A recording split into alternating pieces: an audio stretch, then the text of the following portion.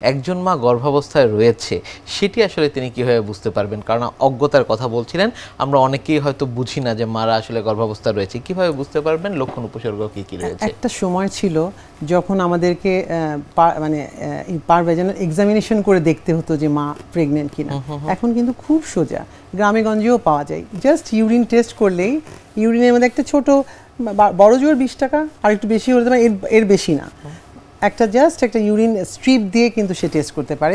আমরা তাদের বলে দিই যে আপনারা যদি মাসিকের যে ডেটটা নির্ধারিত মানে এক্সপেক্টেড যে ডেটটা ছিল লাস্ট মিনিস্ট্রুয়াল পেরিয়ড সেটা হচ্ছে না, 7 দিন 15 দিন পার হয়ে গেছে, তখন আপনি এটা বাড়িতেই সকালের পেশাবটা দিয়ে একটু টেস্ট করে দেখেন যে দুদাগ আসলো কিনা। মানে বাসায় বসে কিন্তু সে করতে পারে, যেমন প্রথমেই কিন্তু ডাক্তারের কাছে যাওয়ার দরকার নেই।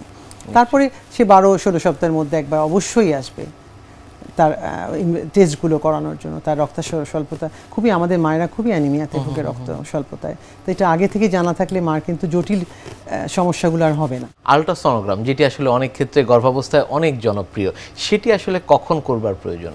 সবাই খুব আল্ট্রাসাউন্ড করতে চায় গর্ভস্থ শিশু কী অবস্থায় আছে, তার সেক্স ডিটারমিন জানার জন্য।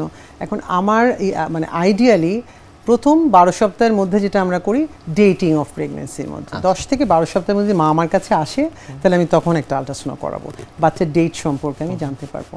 আর আরেকটা আমরা করাই অ্যারাউন্ড 20-22, মানে 24 পর্যন্ত করা যায় যদি না আসে আমার কাছে তারা। অ্যারাউন্ড 20-22 উইকস এটা করবো, তখন গর্ভস্থ শিশুর কোনো জন্মগত ত্রুটি আছে কিনা অ্যানোমেলি স্ক্যানটা করলে তখন আমরা বুঝতে পারবো। তখন যদি ধরেন কোনো একটা থানা স্বাস্থ্য কেন্দ্রে আল্ট্রাসাউন্ড হয়, অ্যানোমেলি স্ক্যানটা ওভাবে ওরা করতে পারে না, তখনও গ্রস কোনো অ্যানোমেলি কোনো মানে জন্মগত ত্রুটি থাকলে কিন্তু ধরা পড়ে যাবে। কাজে এইটা কিন্তু আমরা তখন একটা করবো। আরেকটা আমরা করি 36 সপ্তাহের পরে, যে বাচ্চার লাইকারের পরিমাণ, প্লাসেন্টা, এগুলো একটু দেখার জন্য, ম্যাচুরিটি দেখার জন্য করি। কিন্তু শুরুর ওই একটা করলে কিন্তু বাচ্চার ডেটিংটা আমরা পেয়ে যাব, যে কোন সময় সে আসলে তার এক্সপেক্টেড ডেট আসা কনফার্ম হয়ে যাবে।